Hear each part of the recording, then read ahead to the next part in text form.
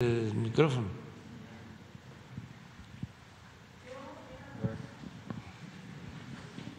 Gracias, presidente. Esteban Durán, Vanguardia, Veracruz.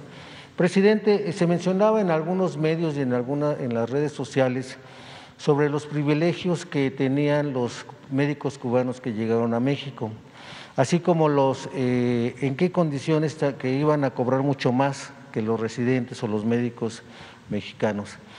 ¿Y en qué condiciones, presidente, también preguntarle, van a llegar estos médicos a las zonas donde los médicos mexicanos no quieren llegar? ¿Va a haber algún cuidado especial respecto con la Guardia Nacional que los esté vigilando, que los esté cuidando, puesto que estas zonas son de alto riesgo por el crimen organizado y en las cuales pues, los médicos pues, se han estado quejando igualmente por esta situación? Incluso todavía ha habido algunas manifestaciones al respecto.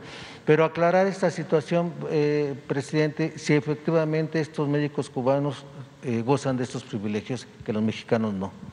Van a ganar lo mismo que ganan los médicos mexicanos y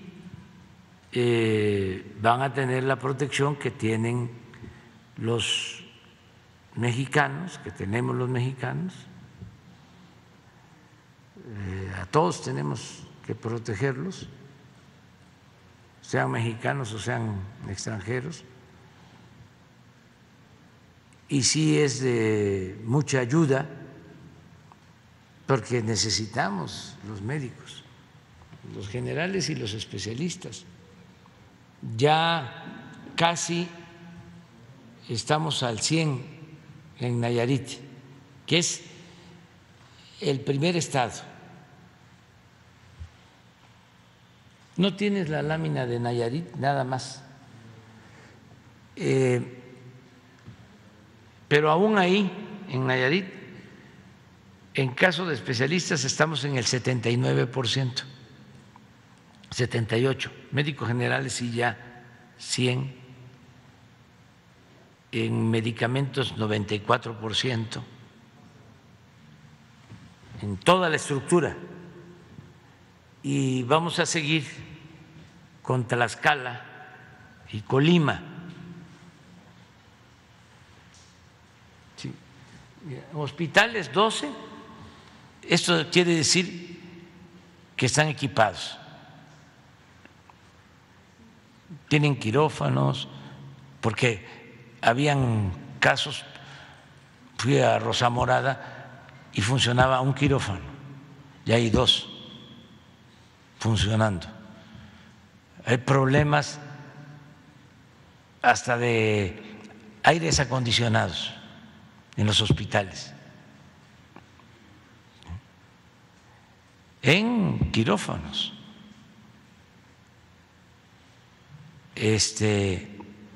Realmente mucho abandono. Estas son las 3 unidades de tercer nivel, hospitales de especialidades, básicamente en Tepic, y estos son centros de salud en todo el estado.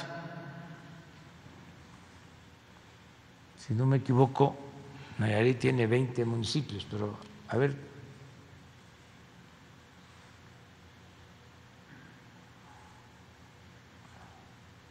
Son los centros de salud de los pueblos, de las comunidades.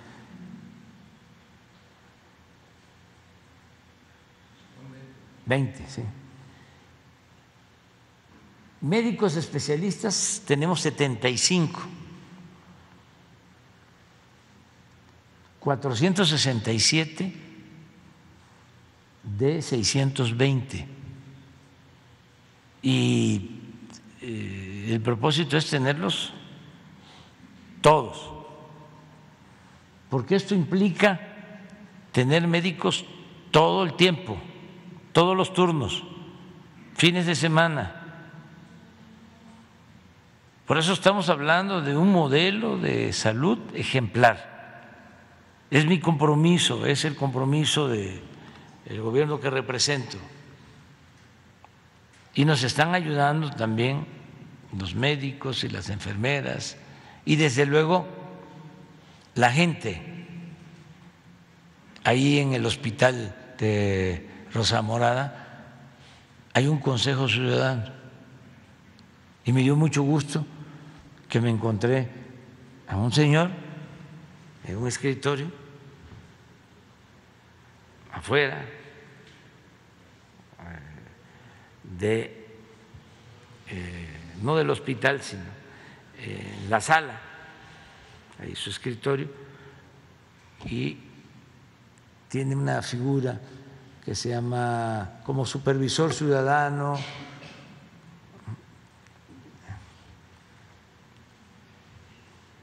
y es voluntario, y está ahí para vigilar de que atiendan bien a los pacientes. Para eso está, es un supervisor de los ciudadanos. Y así queremos en todos los hospitales. Por eso hablo de la participación de la gente.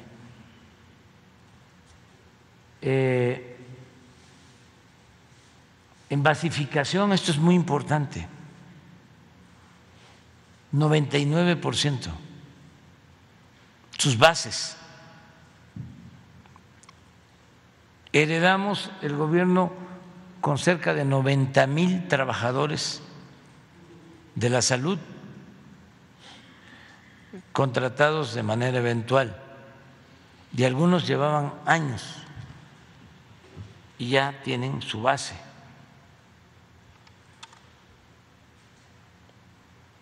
Capacitados 100% en segundo nivel de atención y 75% en el primer nivel. El primer nivel son los centros de salud. Esto es lo que se invirtió, pues, en reparaciones, en pintura, porque muchos abandonados, abasto de medicamentos, recetas. Estuve en la farmacia del hospital. ¿Se cuenta con la suficiente infraestructura y medicamentos y aditamentos para que estos médicos puedan trabajar? Aquí, en Nayarit, ese es el resultado. No puedo decir lo mismo de otros estados, porque estamos empezando. Este es el primer estado que queremos tener, como se dice coloquialmente, al 100. ¿Y en cuánto tiempo y en qué otras regiones se tendrá al 100, presidente? Este fin de semana voy a la supervisión del Tren Maya, la siguiente semana voy a hacer lo mismo que hice en Nayarit, en Tlaxcala y en Colima, van a estar al 100.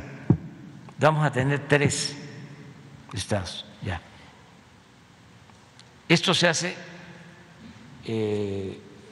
con acuerdos con los gobernadores, gobernadoras y con todo el personal, porque hay mucha desconfianza, porque este es un sistema federalizado, es IMSS, bienestar, salud, bienestar. Y los que llevan 5, 10 años, 15 años trabajando en el sistema de salud en un estado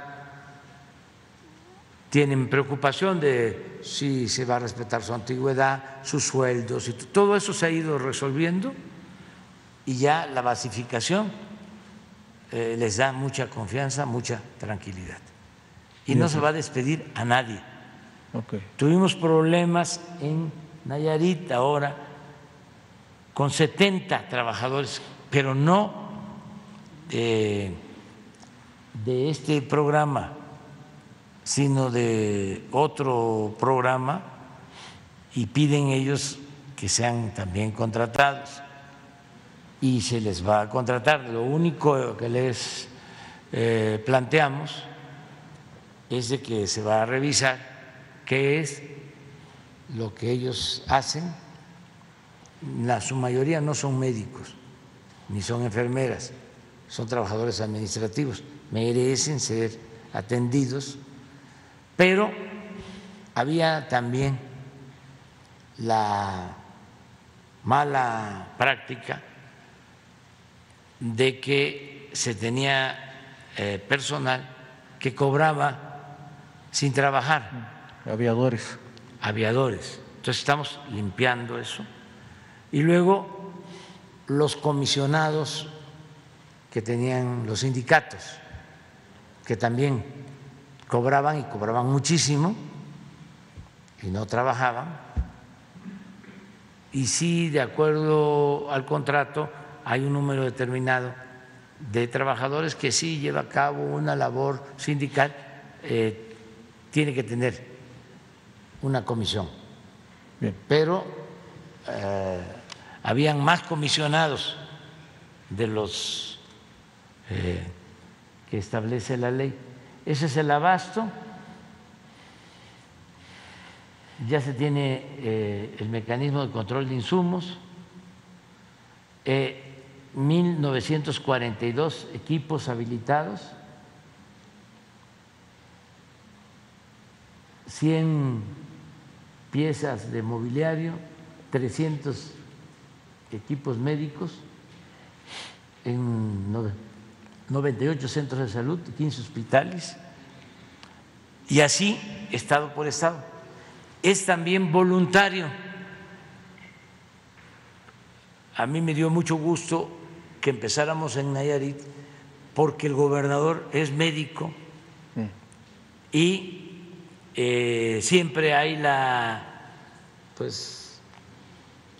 tentación, hasta por deformación profesional, de que si soy médico, ¿cómo voy yo a permitir la federalización de la salud? Yo tengo que manejar la salud, si soy médico, pero además el doctor Navarro fue director de salud, delegado de salud, es un especialista en la materia, pues fue el primero que aceptó la propuesta de decir yo entrego, porque lo que hicieron antes fue descentralizar y esa descentralización no funcionó o no funcionó bien. La federación lo que hacía era mandar los fondos para el llamado seguro popular, que ni era seguro ni era popular. Y esos fondos no se manejaban bien, no generalizo, pero había mucha corrupción y se usaban para otros fines. Y por eso surgieron toda una camada de políticos que se dedicaban a vender medicina y equipos. Y nos costó muchísimo todavía enfrentar ese grupo muy poderoso, porque incluso habían logrado que no se permitiera la importación de medicamentos. Se tenían que comprar los medicamentos en México y ni siquiera se compraban a los laboratorios, sino a estas empresas distribuidoras manejadas por políticos. Peor aún, estaba y sigue estando, y ahí vamos, el ISSSTE, porque ahí subrogaron todos los servicios y detrás de las contrataciones de esos servicios están exfuncionarios públicos que estuvieron en el ISSSTE. Pero bueno, a tu pregunta, con algunos médicos cubanos, que les agradecemos mucho, vamos a terminar de cubrir en todos los estados. De todas formas, no nos va a alcanzar. Estamos viendo en otros países, porque es muy grave lo que sucedió. Rechazaron tanto a los jóvenes que querían estudiar medicina, hubo tanta exclusión irresponsable que tenemos déficit de médicos en México. No tenemos los médicos que necesitamos. Y no se trata aquí de que me contesten, o sea, así, de que estoy más pequeño que Francisco y Madero. Los invito al análisis, a la reflexión, que vean si lo que estoy diciendo es cierto o no, que me desmientan con pruebas, que me digan si tenemos pediatras para que tengamos pediatras en todos los hospitales públicos.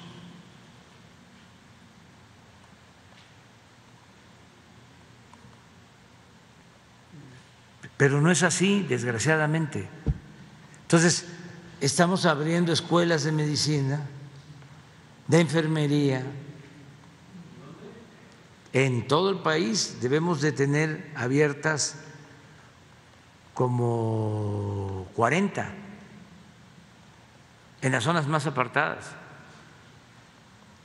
Y ampliamos, porque aunque parezca increíble, no solo no les importaba que se especializaran los médicos, sino los médicos, algunos ya especializados, no querían que se aumentara el número de especialistas.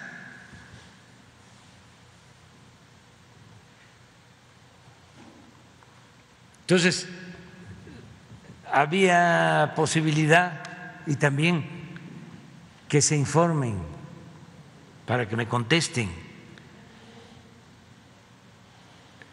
Tenían oportunidad 10,000, ahora hay 20,000 espacios, el doble.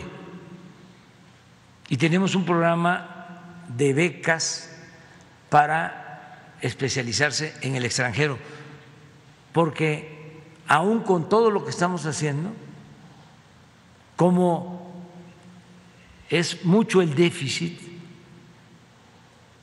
cuando termine nuestro gobierno no vamos a tener el 100, se va a necesitar más tiempo. Todo eso fue el daño que causó la política neoliberal, entre otras cosas. Y eso es lo que tenemos que debatir. A ver, ¿cómo lo justifican? ¿Cómo lo explican?